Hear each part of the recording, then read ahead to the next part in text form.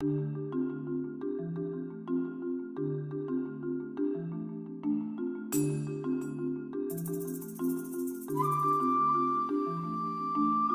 Dioulasso is Burkina Faso's second largest city, with some 550,000 or so inhabitants, according to the 2006 General Population and Housing Census. Many Burkinabe consider Bobo Dioulasso the economic capital city of the country, and this reputation is mainly attributable to its history as a trade center.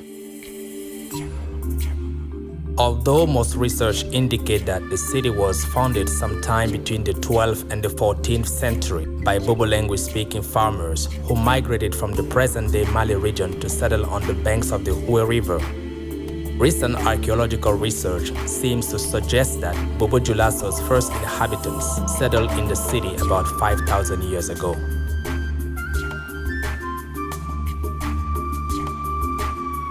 La population dans la région de Bobo est une vieille population. La civilisation est une vieille civilisation. Les premières pierres, les pierres que l'on avait trouvées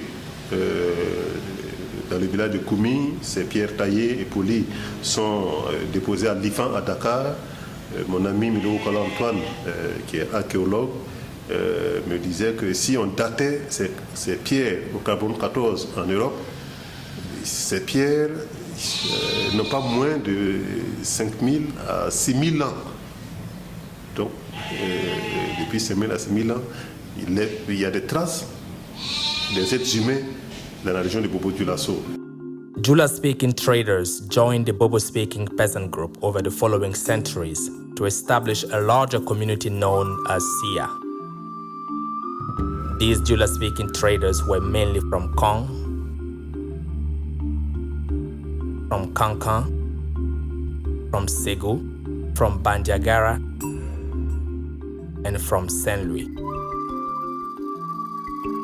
Located at the crossroads on trans-Saharan and east-west trade routes, the city enjoyed considerable commercial exchanges since the 15th century. While southern forestal cities like Buna and Caen were rich in commodities such as gold and cola, northern Sahelian cities like Timbuktu, Ségou, and Mopti engage in the trade of salt and cattle.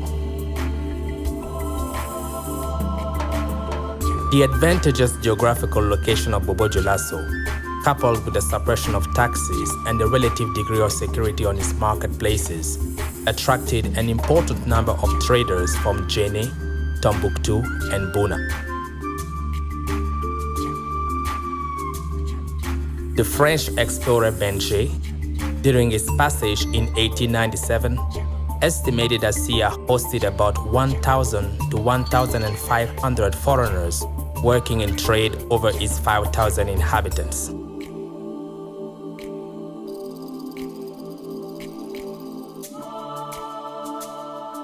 Between the 1880s and the 1960s, Sia saw its population multiply by 10, passing from 5,000 to 50,000 inhabitants.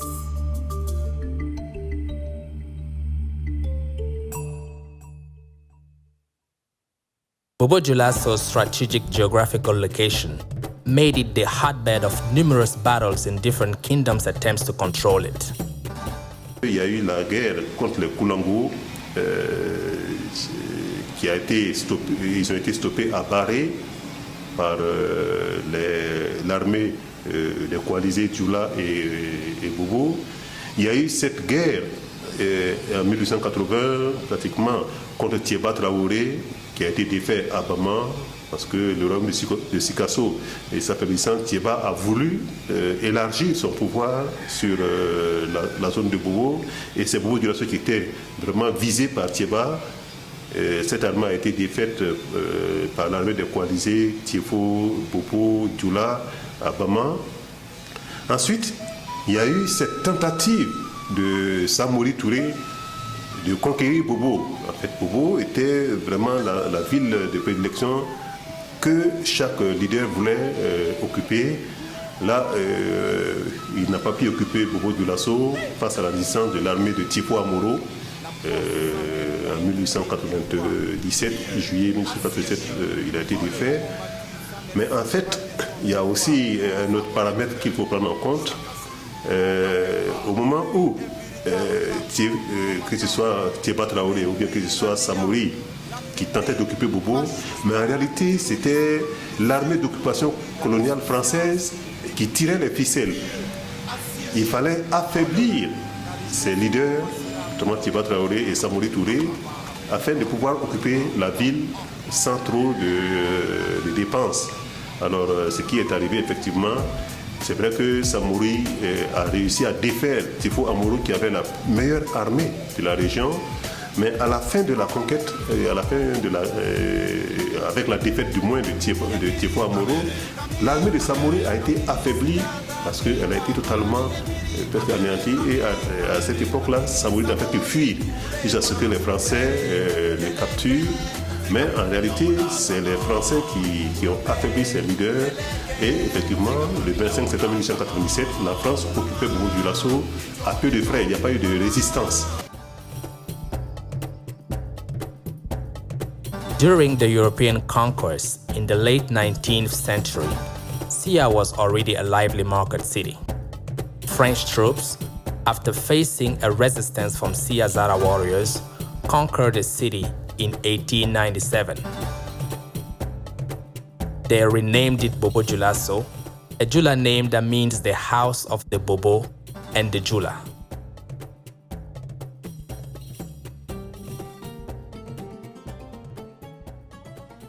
The economic boom of the 1920s imposed a re-evaluation of the city as one of the main headquarters of French imperialism. To that effect, the improvement of transportation became more than a necessity. The completion of the rail line from Port City, Abidjan to Bobo-Dioulasso in 1934 boosted the city's economic profile. As a result, French trading firms were attracted to the city, and the export of cotton and food crops increased. Upper Volta will not survive the 1929 economic crisis. In 1932, an inspection mission ordered its dislocation and its distribution between the neighboring colonies. In Bobo-Dioulasso, the crisis slowed the construction projects of the Europeans, which included the construction of a new marketplace, later built in 1951.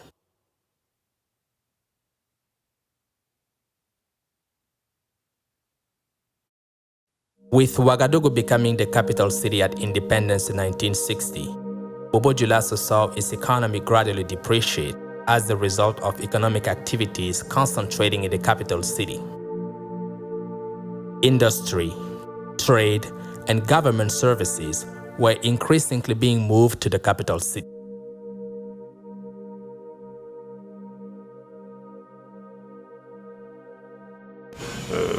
La ville a beaucoup souffert, c'est vrai,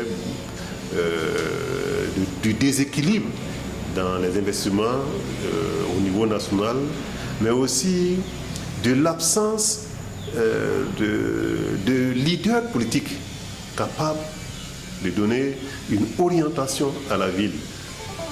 Je le dis avec un peu d'amertume. Après les Ouezin Koulibaly, les Nancy Boni, Bobo n'a pas eu de leader jusqu'aujourd'hui. Despite widespread economic hardship, Bobo-Dioulasso has remained the second largest city of Burkina Faso and an important commercial and industrial center. Its multi-ethnic population supports cultural and recreational activities such as drumming scenes, cinema, football, nightclubs, mask dance, making it a popular vacation and tourism destination.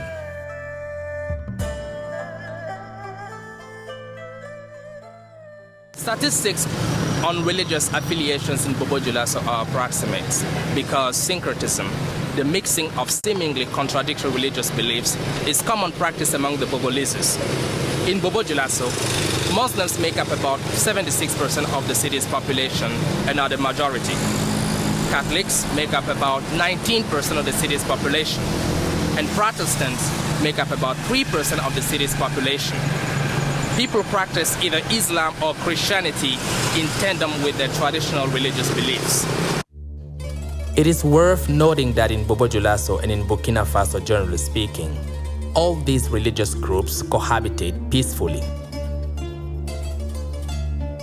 Even though Islam and Christianity condemn practices that are affiliated with indigenous beliefs, typical to the city such as mask dances and offerings to Dafra sacred silhouettes, they continue to be practiced and regarded as cultural heritage.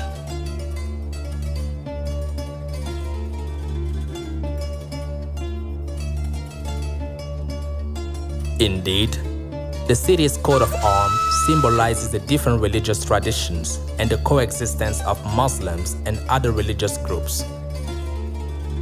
This coat of arms shows 4 silhouettes forming a stylized S, the upper end surrounding a baobab tree, the lower end surrounding the old mosque. The 4 most spoken languages in Bobo-Dioulasso are Jula, French, Mori, and Bobo. Of these 4, Jula, the 3rd most spoken language in Burkina Faso after Mori and Fulfulde, a Mande language belonging to the Congo-Niger language family, brought to the city by the waves of long-distance traders and by government interpreters and the soldiers of the colonial administration, is the lingua franca of Bobo-Dioulasso. Indeed, 59.8% of the city's population speaks Jula. The use of Jula as the lingua franca of Bobo-Dioulasso is easily understandable. Kadja Worthman and Mamadou Lamine Sanogo, in their book La Ville de Bobo-Dioulasso au Burkina Faso, compare the urbanization process of the city to a Mandeization or a Julaization process, a process whereby Bobo-Dioulasso increasingly displayed features that are typical to the Mande social organization.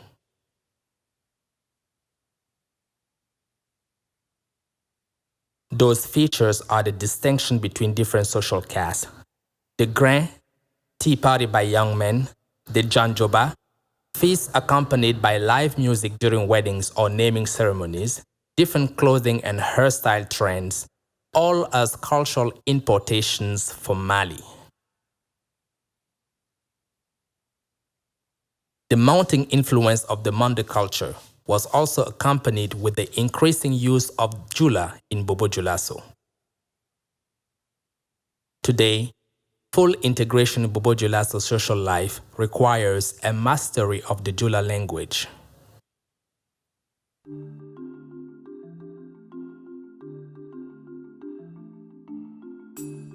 Bobo-Dioulasso has a strong hierarchical commercial framework composed of its palatial central market, rehabilitated in 2001 to improve the conditions for retail trade, and its 20 or so secondary retail markets. These markets are divided into smaller sales units run by individual vendors. The city counts around 20,000 sales units, with about 5,000 at the central market, about 6,000 along the streets, mainly in the commercial triangle, and around 10,000 at the secondary retail markets. The district municipalities manage the secondary retail markets, whereas a market management entity, SGM, Structure de Gestion des Marchés, manages the central market. The marketplace could be an intimidating place for someone who is not accustomed to its setting, its people, and its atmosphere. The central market is the market that has about everything a person needs to live in the city. Plastic buckets, gas lamps, moped tires, belts, fruits, shoes, clothes, televisions, radios, rice, decoration objects in leather, bronze, and gold, drums, xylophones, candies, can all be found at the central market.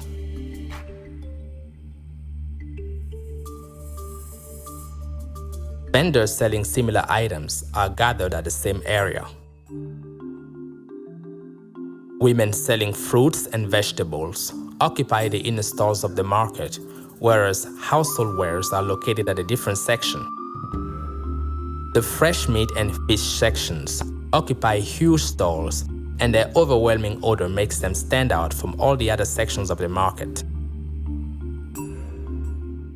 Tailors occupy the section besides the excellent African cotton print cloth section. Shoe vendor stalls are located next to one of the market's main entrances. The market spills over the surrounding streets in a chaos of mopeds, wandering tradesmen, good transportation carriages, tricycles, personal cars and taxis, all of which contribute to make it a lively counterpoint to Bobo Dioulaso's otherwise calm streets. At the central market, the secondary retail markets, and the street sales units, the negotiation of consumer goods is common currency, and this practice is locally referred to as Barakani, Sani Fere, or Teremeni in Jula, or marchandage in French. Nous sommes en Afrique. Et le fait d'être en Afrique aussi a sa particularité. Et le marchandage, je peux dire que c'est un fait culturel. Le fait d'aller au marché et de discuter les prix, ça permet de créer un dialogue avec le client. Et ça crée une communication avec le client. Et à travers cette communication-là, il y a un lien qui se crée.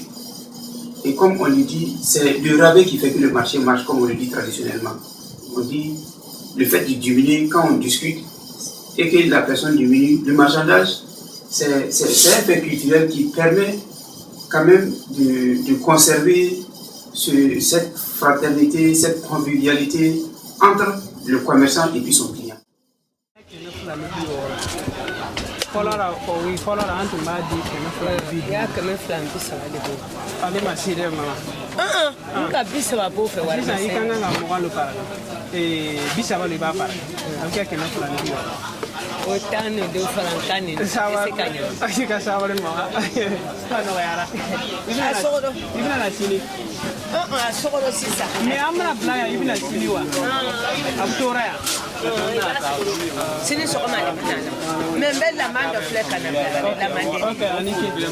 In the sales units where bargaining is permissible, prices are not fixed, and this leaves some room for consumers to ask vendors to reduce the price of almost anything they're interested in buying.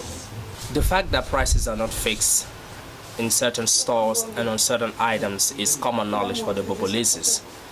So people know exactly where they're supposed to engage in bargaining and where they're not supposed to engage in bargaining. And vendors also expect the same. So someone who does not engage in bargaining where bargaining is permissible would come across as someone who is not familiar with the cultural practices of our milieu.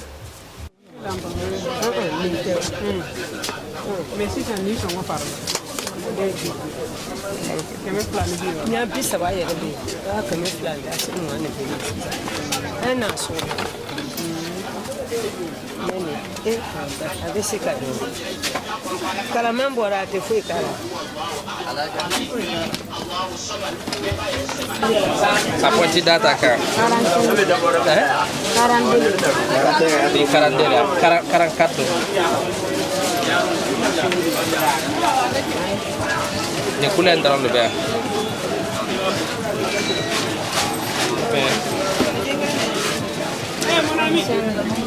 Coba kulen wala besar.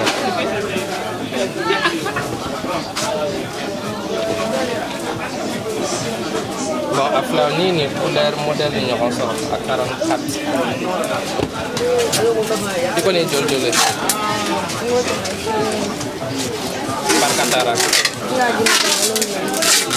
Ya ulung lo. Waktu aja atau cuma dulu rata. Aja dulu sih. Jangan dulu belum nih pada. Ali manggol ya. Aja dulu kan. Ali masih. Masih dah. Kita lu orang kita dari cuma orang pun kemenatan. Je me dis aussi, bon, c'est aussi un fait économique. Un fait économique, pourquoi? Parce que quelquefois on lui dit l'article est à la tête des clients. quand on voit que le client, visiblement, a une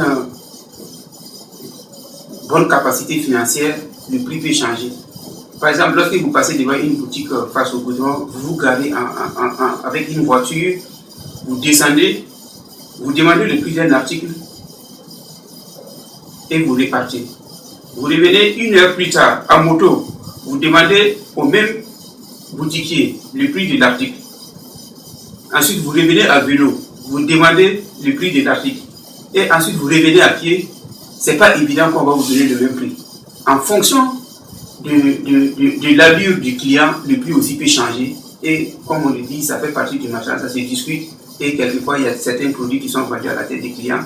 C'est pourquoi au marché, c'est difficile aussi d'avoir un prix fixe, comme dans les supermarchés. Donc, c'est à la fois culturel et économique, quoi. In Bobo Dioulasso and in Burkina Faso, generally speaking, bargaining does not involve all shops or all items. At Bobo Dioulasso Central Market and the secondary retail markets, bargaining does not involve the buying and selling of vegetables and spices. The selling of meat also does not involve explicit bargaining. Also, there are some other types of stores locally referred to as boutique or quincaillerie, where bargaining is quasi-absent.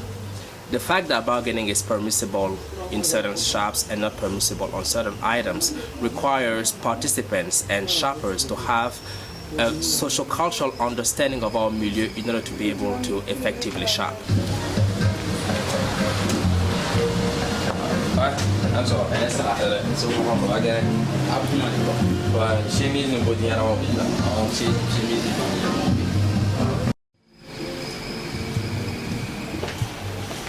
Aye bodu ye shimizu bi.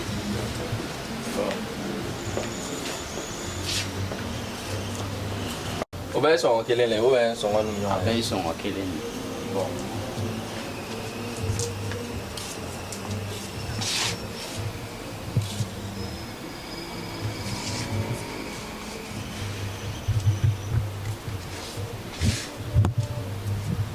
Ni joli? 1,600. Waa kelen cɛmɛ wɔɔrɔ. Sɛ ni sɔngɔ ka ca dɛ. Waa kelen t'a sɔrɔ. 1,000 t'a sɔrɔ. 1,000 ka ɲi mɛ a t'a sɔrɔ. A y'a baara ta ni ne ye nin san sini bɛna na sanni kɛ yan fɛn ɲɛnamaw b'i fɛ o. N b'a kalama fɛn ɲɛnama mɛ bodi ɲɛnama fana ɲɛ t'a la. Bodi ɲɛnama couleur fana filɛ kɛ cɛ ka ɲi. Waa kelen cɛmɛ fila. Ale ka ɲi mɛ a t'a sɔrɔ a to 1,700 m'a di. E tɛ se k'a to 1,000 fila. Ale ka ɲi mɛ a ma se de ka dɔrɔn. D'accord, problème t'a la i b'a bɔ kɛ.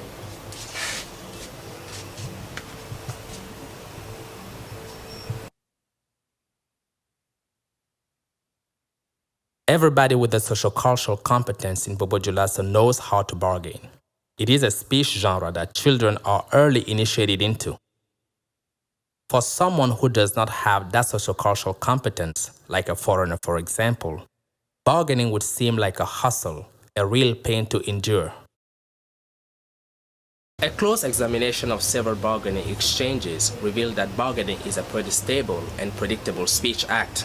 In fact, bargaining has 4 functionally different sections, and we arrived at identifying these sections because the communicative intent of the interactants changes within each section, and these sections are establishing communion, which can be realized through summoning or greeting, item selection, where the customer chooses the item he desires to buy, price negotiation, where vendors and customers engage in the negotiation of the price to be paid for the item, and the last section, which is leave taking, and that is where the customer decides to leave after purchasing or not purchasing an item.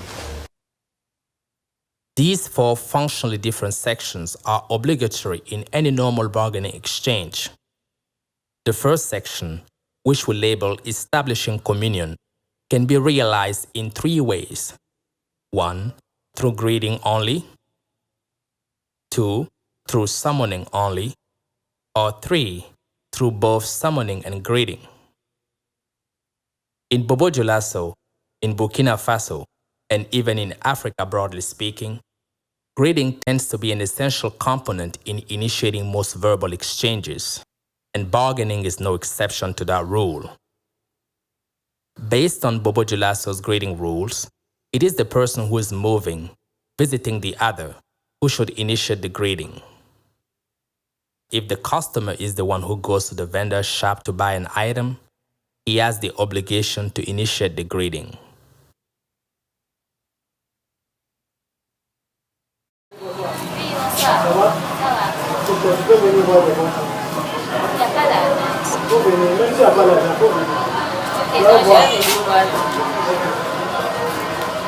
Vendors' sermons are often not directed to a specific audience.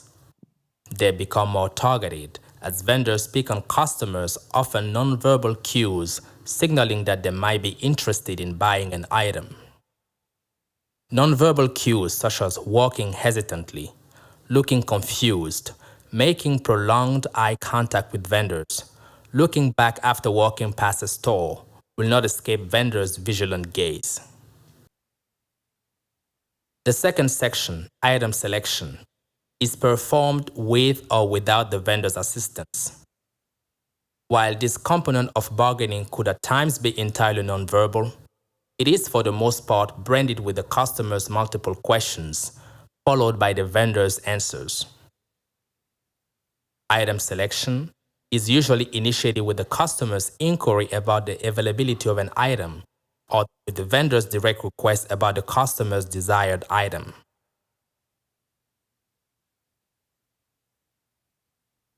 In this section of the bargaining, the talk usually revolves around the item's color, quality, and/or size.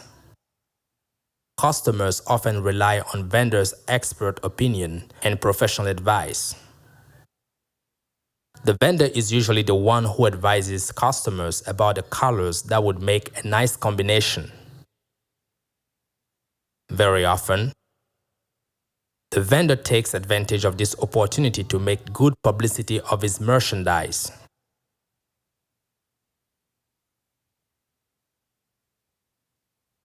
Tout ce qui est ici là, c'est balèze. Moi je veux aussi que je juste. Il y avait un t-shirt là où il s'est en train de chercher là. Peut-être. Oui. Ce t-shirt, moi je veux. Chemise là. Non, ça c'est pas. Non, il faut donner 700, c'est là. Non, il faut donner 700. Ce matin, tu peux lui comment pour voir. Hein? Non, il faut donner 700. Il faut laisser ça. Ce film, il faut laisser. Non, il faut donner. Combien? Il faut donner 5 euros. Non, ce matin, 5 euros. Voilà, c'est que demain je vais repasser. Okay, on va voir le bonbon. Voilà.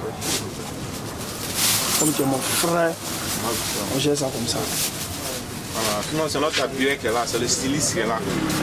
Voilà, quand on vient en tout cas, il connaît ce qui te correspond, on ne discute pas trop. C'est ça. Et quand tu as un ancien client, en tout cas, il fait des réductions. Donc c'est ce qui nous motive chaque fois à venir habituellement ici. Voilà. Lamine. Bon. Quel fleur doit faire voir maintenant? Voilà.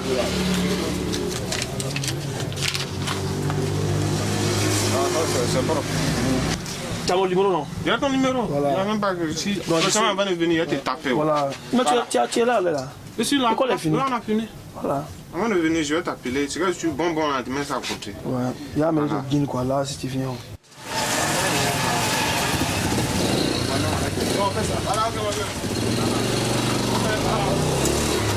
The price negotiation section of bargaining, or the true bargaining, is characterized by a back and forth between the vendor and the customer. And this is done in their respective endeavor to maximize profit or to minimize costs. When exactly does the price negotiation start? And when exactly does it end?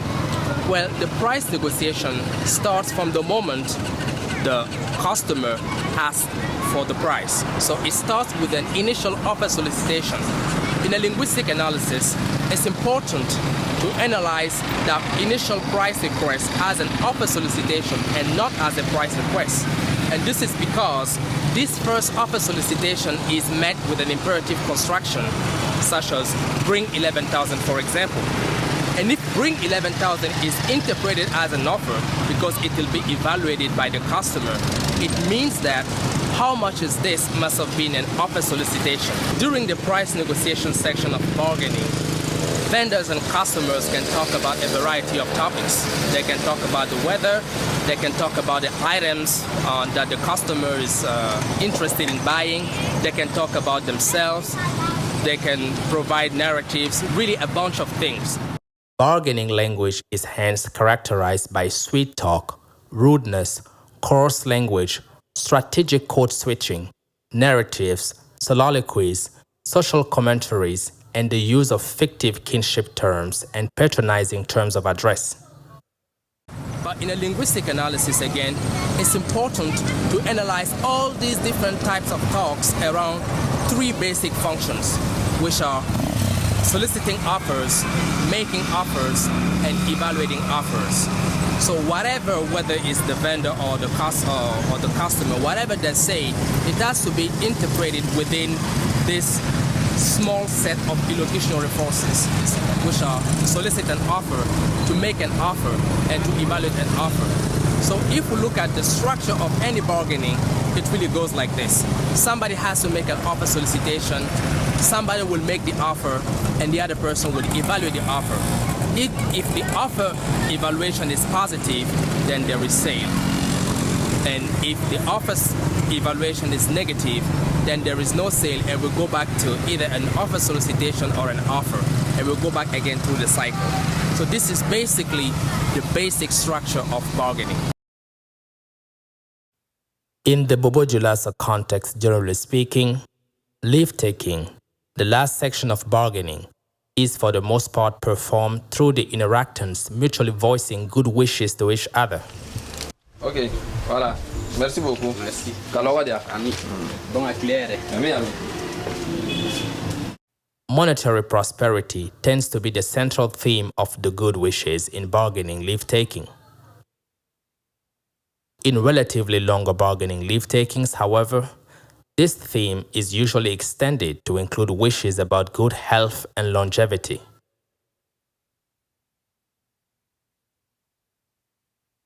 When leave-taking is performed using the Dioula language, the wishes usually mirror the ritualistic Muslim blessings. What is remarkable about a cultural practice like bargaining, a speech genre like bargaining, is that it is a communicative event that becomes typified through what is perceived as recurring situations. So the fact that language is produced within recurring situations make the production of metaphors very prominent. So language loses its literal meaning and takes on a metaphorical meaning.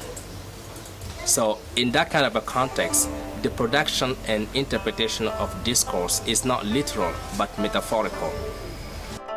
A linguistic analysis of the bargaining genre in Bobo Dioulasso demonstrates how linguistic knowledge intertwines with cultural knowledge in the production and interpretation of discourse. Both implicit and veiled language are produced and accurately interpreted by members of the Bobo Dioulasso speech community in bargaining encounters.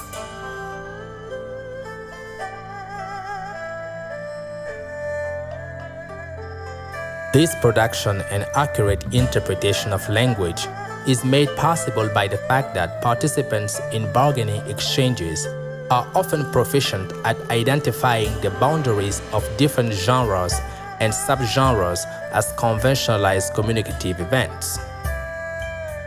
Indeed, a meaning-based approach to the bargaining genre enables us to demonstrate that bargaining exchanges in the context of Bobo Dioulasso are highly formulaic.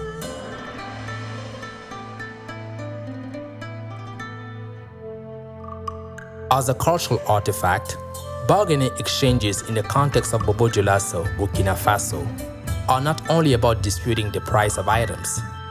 It is an important aspect of the interpersonal relationship of the participants and an important fabric to the Burkinabe society.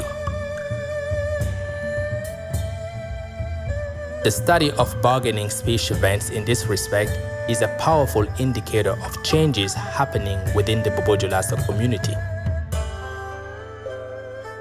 With the modernization of Bobo Dioulasso, accompanied with the implementation of stores that have the scope of supermarkets, where bargaining is not permissible, It goes without saying that interpersonal relationship between customer and vendor is in danger of being modified, and that could ultimately have grave repercussions on the Bobo Dioulasso social fabric.